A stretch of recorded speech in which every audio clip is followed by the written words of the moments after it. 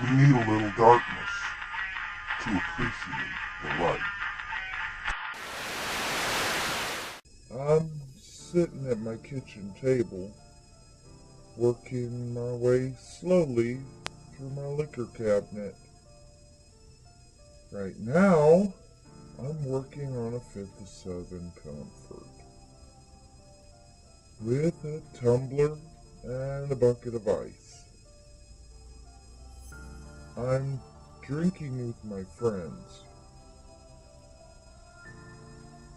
Brian is here, and Jay, and even Alex.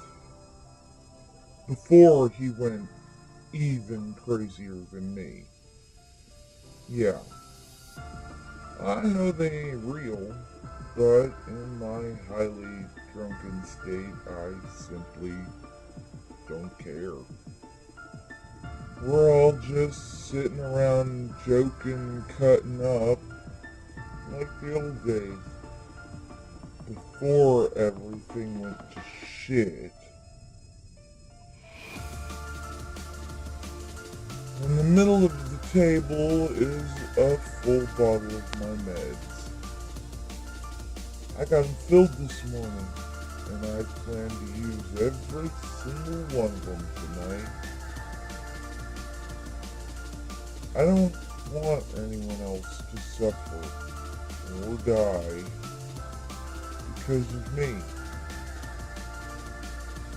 I know it's all my fault.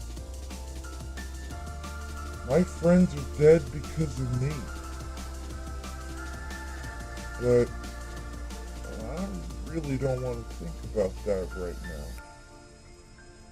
now. I just want to spend my last night on Earth drinking with my buddies. The more I drink, the more my emotions start to spiral.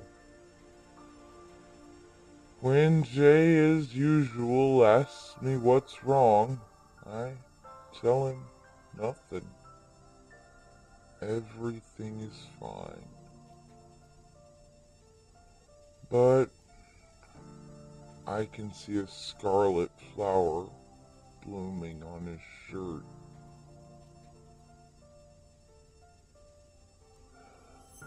And I remember that's exactly where Alex shot him.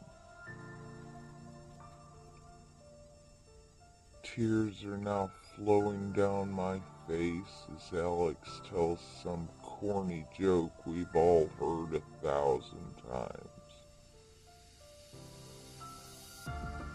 And as I listen to him, I can see thin, bloody lines growing on his shirt, where he forced me to stab him. And I realize the entire time we've been sitting here, he's been playing with that damn knife. I tell him how sorry I am for all the trouble I caused. Alex and Jay look at me as though they have no idea what I'm talking about. Brian. He cocks his head to the side and looks at me as if puzzled. My hands are shaking as I reach for the bottle of pills, opening it and shaking a few into my mouth. I just gulp from the bottle now. I'm up to the tequila. Jim, do you honestly think that all of this was your fault? We all had major flaws, or he couldn't have gotten to us. Hell, we were marked from conception. All of us. You have nothing to feel bad for. I pop another handful of pills into my mouth, followed by a long pull from the bottle. As I watch Brian pull up his hood and pull down the familiar frowny face mask, becoming the damn hooded man I pushed from a window. My vision's beginning to blur.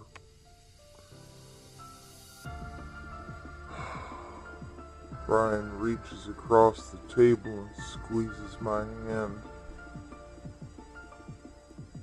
He snags the tumbler from in front of me, adds ice, and pours from another bottle. He raises his mask to right below his nose and takes a sip. Tim, I hope when the time comes you'll join me. We could still be best friends, always together, like brothers.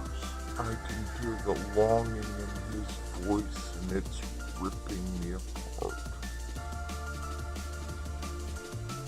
I'm trying, man. I'm kinda confused by this, but way too fucked up to really care. I shrug it off and look around at Jay and Alex, who seem to be slowly fading away, leaving me and Brian alone together. Another handful of pills and a few more sips to wash them down, and I need another bottle. At this point, I'm openly crying now, begging Brian to forgive me. He just looks at me. Dude, there ain't nothing to forgive. Matter of fact, I've never been happier. But there is one thing missing. What's that? You, man. Having the one person that's been with me through everything by my side. That would make my life perfect. His voice is very low, and I'm having a very hard time understanding what the hell he's talking about. I'm really starting to feel the effects of my OD and alcohol poisoning now. My body's all numb and tingly, but it feels nice. Most at peace I've been in a while, or maybe ever. So I just keep going. I finished off the last of the pills, and a few more swallows of booze. I have no idea what I'm drinking now.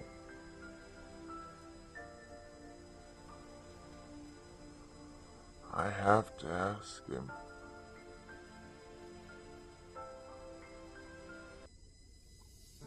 Why don't you hate me? Why would I? You are my best friend. I just hope you can forgive me for what's next. Forgive you for what? Keeping me company as I choose to end my own life? No, this won't be the end. Not if you don't really want it to be. He says all that rather cryptically, and I turn my head to the right and see something that almost stops my heart. The Masked Man, my alter ego or other personality or whatever the hell you want to call it. His voice is somewhat deeper and rougher than mine, more like a growl than actual words. Why do you run from me? 'cause you ain't me and I'm me. I tried to protect your friend. I've always tried to protect you. I only have your best interest at heart. Had, not have. I got rid of you. I shout at him and he slowly fades away, leaving only the mask behind on the table in front of me. I take the last few sips in the bottle and toss it into the trash next to me. Snagging another, I open it and take a large gulp. I reach out and run my fingertips over the smooth surface of the mask. I seem to get small bursts of static in my head as my hand makes contact with it. But I kind of blame it on the drugs and the booze. At least I'll slip out of this world peacefully, which is a whole lot better than how I lived in it. I say that mainly to myself. I pick the mask up and study it intently, thinking how beautiful it is while at the same time how very ugly.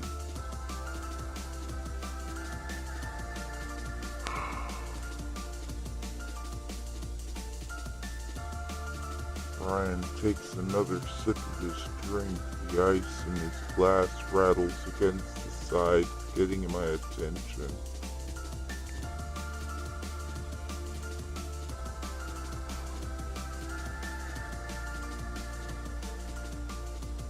His head is cocked to the side, and it seems, even with the mask on, I'm pretty sure he's staring at me. Why don't you try it on? I shake my head hard. Hell no! Nothing good ever happens when I put that damn thing on. Man, you couldn't even stand up right now, much less hurt someone. So go ahead. See how it feels to actually choose to put it on. I do as he asks. And it feels good. Actually, it feels better than good. It feels right. Like this fucking thing was made for me. A second skin. Fitting perfect over my cheeks and my chin. This ugly, awful, beautiful thing. I pull it up a bit and I try to take the last sip from my bottle. The world goes dim and my vision tunnels into darkness. I can kinda hear Brian talking to me, but he sounds very far away and muffled. I know this is the end. And I'm finally ready.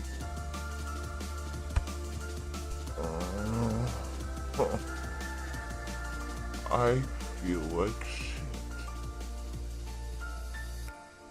My head feels like someone dropped a 2-ton boulder on it. I groan and try to open my eyes. The other voice in my head is screaming at me to fight, and this time I listen. I struggle to open them just as a loud burst of static fills my brain and I see flashbacks of my childhood. Someone is speaking directly into my head, it seems. Do not fear me, child. I know you better than you know yourself. I have always been with you, to guide and protect you. I am absolutely calm at this moment. I feel nothing but warmth and power emanating from this very familiar voice.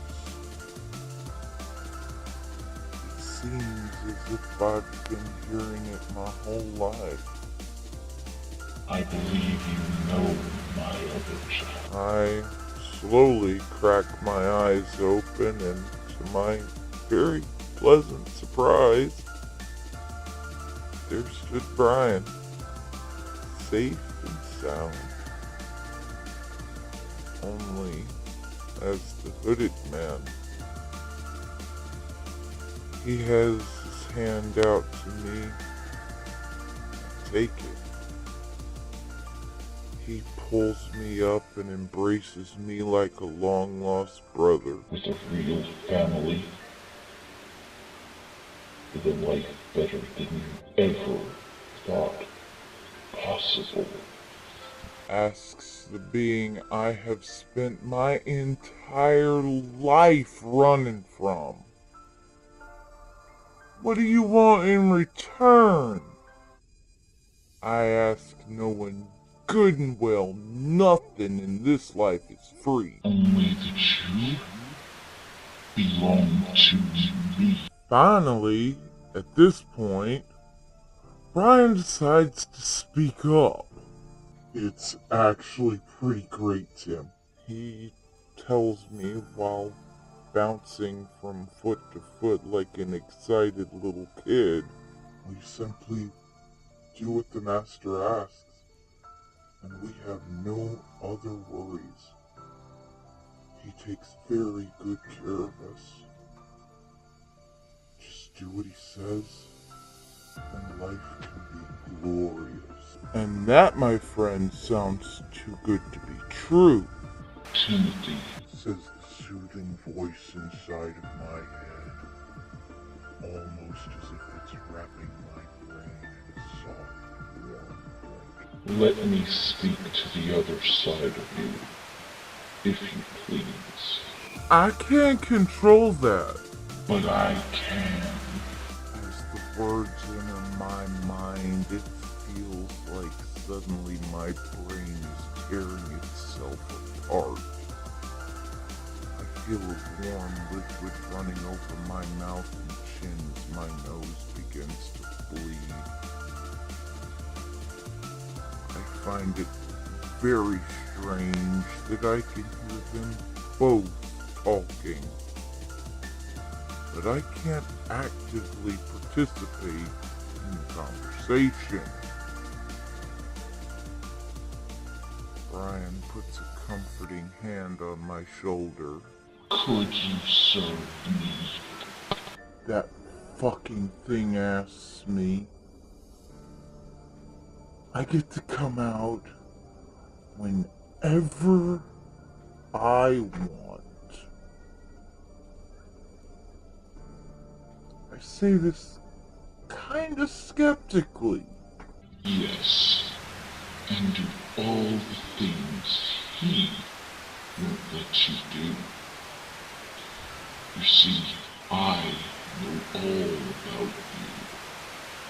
You are the dark one, the ruthless one, and I could definitely use someone with your considerable talents.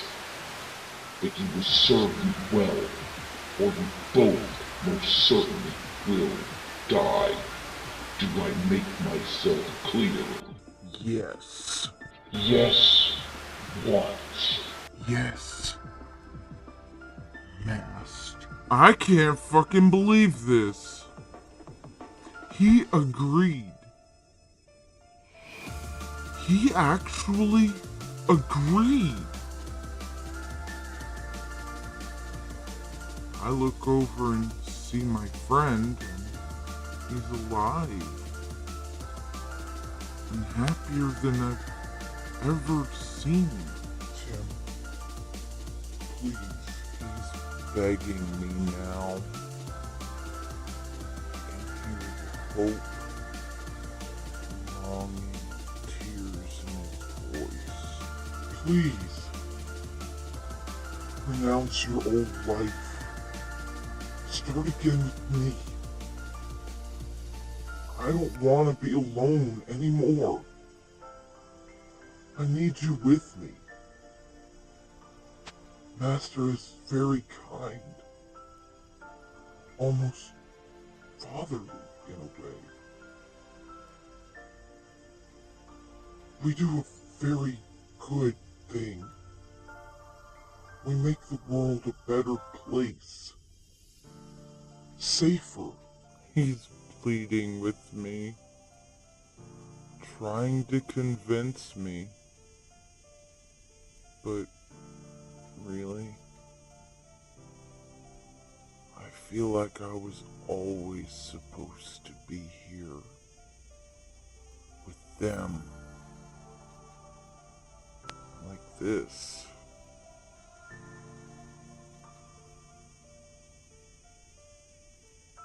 I accept. And I say that as quickly as I can before I can change my mind. The tall, faceless thing turns to look at me.